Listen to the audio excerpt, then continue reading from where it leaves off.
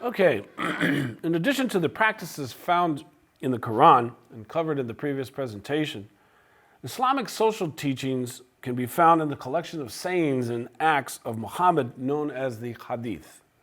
And meanwhile, Sharia or Islamic law is derived from both the Hadith and the Quran. Now, because Muslims accept Christians and Jews as people who come under the same God, they are referred to as people of the book. And to Muslims, Muhammad is the last prophet. And through him, the full and perfect religion was revealed. Muhammad is the seal of the prophets.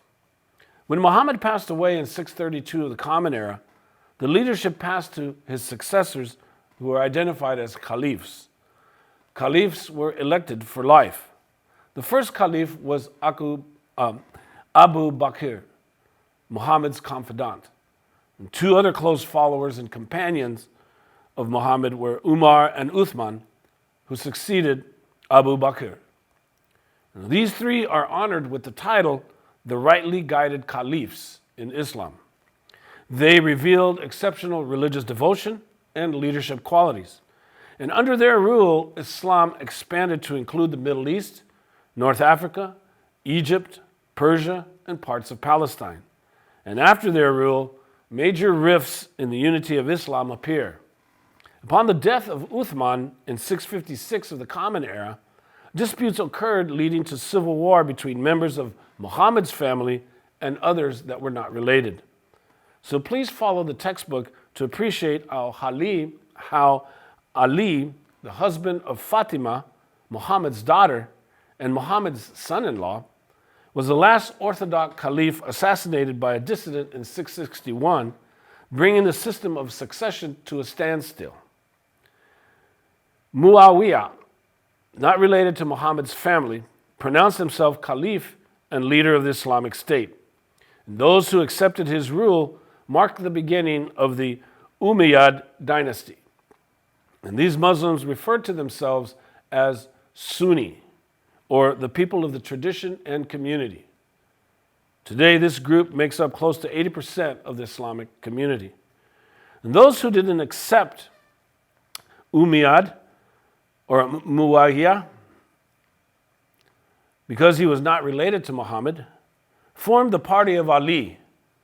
And they called themselves Shi'at Ali, or Shiites, referring to their belief that Ali was the rightful successor to Muhammad. Now, the Umayyad dynasty spread the Islamic faith through conquest. It moved the capital from Mecca to Damascus in present-day Syria. They constructed the Dome of the Rock in Jerusalem. And this strategic geographic position in Damascus enabled centralization of power stretching from North Africa through to the Middle East. The Islamic faith spread into Europe through Spain, only to be stopped in France by the Merovingian ruler Charles Martel at the Battle of Tours. Likewise, the Umayyad dynasty tried to conquer the remnants of Roman rule, but could not penetrate the high and thick walls that protected Constantinople in present-day Turkey. But regardless, the success of the Umayyads was their political emphasis over religion. They were tolerant and accepting of other religions, allowing non-converts in conquered territories to keep their legal systems and worship as they pleased. And by 747 CE, disenchantment with the Umayyad rule occurred in present-day eastern Iran, and disillusioned Muslims and converts organized under an Abbasid family whose ancestors were Muhammad's cousins, followers of the Shiite faith. And according to Shiite doctrine, the Imam's authority rested upon his descent from Muhammad, thus divine inspiration. And in 750, they overthrew the Umayyad at Damascus and established a new Islamic state in Baghdad, the ancient Babylonians' cultural center. The Abbasid reign lasted for 500 years. Harun al-Rashid, who ruled from 786 to 809 of the Common Era, ushered in the Islamic Golden Age. And by incorporating a variety of religions and cultures within its large borders, the Islamic Empire became a global civilization. Islamic control of the Middle East benefited from long-distance trade.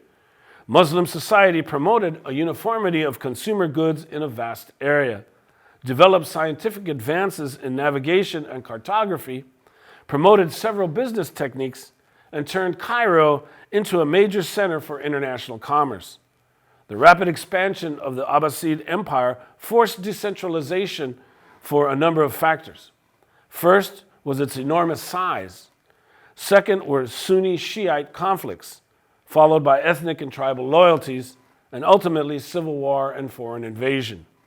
But what followed for its success was the introduction of large numbers of Turks into the Islamic world, given it badly needed military strength. Now, in many ways, it can be said that Islam saved Western civilization. As Islam conquered and came into contact with the ancient civilizations of the Mediterranean and the Near East, it was privy to a treasure trove of classical knowledge. Islam not only preserved these texts and ideas, but also built upon them. Islamic philosophy was firmly rooted in the Greek tradition. Many Greek texts had been translated into Syriac and Arabic, and special schools were created to study these texts. The extent of the empire meant that scholars from Spain to remote Persia could read the same texts. Science was also cultivated and expanded as Muslim scientists began to explore astronomy and medicine. The Muslim observations of the heavens were so accurate that they argued the earth must rotate upon an axis and circle the sun. Christian scientists did not reach this conclusion until the 16th century. The Olmec and Maya in the Western Hemisphere recognized this centuries before the Muslims. Islamic advances in medicine were equally astounding as diseases such as tuberculosis and pleurisy were discovered to be transmitted through water, and physicians began to be able to treat diseases such as stomach cancers and smallpox. And the first hospitals were built and the schools of medicine were established. So Islamic scientists made large advancements in optics, chemistry, and mathematics, establishing algebra and the decimal system based on zero. Poetry and literature blossomed in the period, especially that with a secular tone and purpose. And advances were made in art and architecture, using the idea and technology of the ancients and advancing it to be able to produce amazing domes and high towers, as well as working new and intricate mathematical designs into columns and carpets. The preservation and advancement of these ideas existed almost solely in the Arabic world until the contact of the Crusades, when the Crusaders discovered these texts in Sicily in the 12th century. At this time, Europe was reintroduced to its past, and the works of the ancients were reintroduced in a renaissance of learning. Now, despite the advancements in literature, art, technology, and commerce, Islam derived its power from patriarchy, misogyny, and homophobia. Its male-centered imagination dominated despite the teachings of the Quran on the equality of women. In regard to women, traditional Arab law allowed fathers to kill their daughters at their birth. Wearing head veils by Muslim women was a practice rooted in pre-Islamic times, given the nature of living in a desert environment where protection against the elements were necessary. The Quran has no specific rules regarding veils, yet their use indicated respectability, and it was common usage among country and desert women. Yet as Islam expanded and prospered, Muslim men were allowed up to 4 wives and as many slave women with which to form a harem. And during the expansion of the Umayyad, the social status of women declined as wives were subjugated to their husbands, women were secluded in harems, they were forced to adopt the veil, and males viewed women as possessions. Women were treated as property, not to be seen or heard, and education was not provided.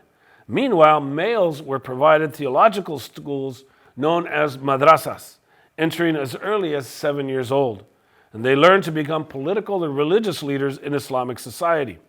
In Muslim culture, knowledge and learning amongst males was esteemed above every other human activity. Now, in art, Islam did not tolerate religious images, destroying Greek and Roman representations of the divine. Muslims developed the art of elegant handwriting or calligraphy in response to the need for religious decoration. The art of arabesque included intricate geometric designs which were substituted for religious decoration. Libraries proliferated throughout the empire, leading to the advancements in philosophy and literature, and the most influential work being Omar Khayyam's 1001 Arabian Nights. Now, with control of the Middle East, Islam established itself and spread throughout the Western world, spread throughout Africa, and spread throughout Asia. So let's conclude this session with a documentary that follows this presentation. Thank you.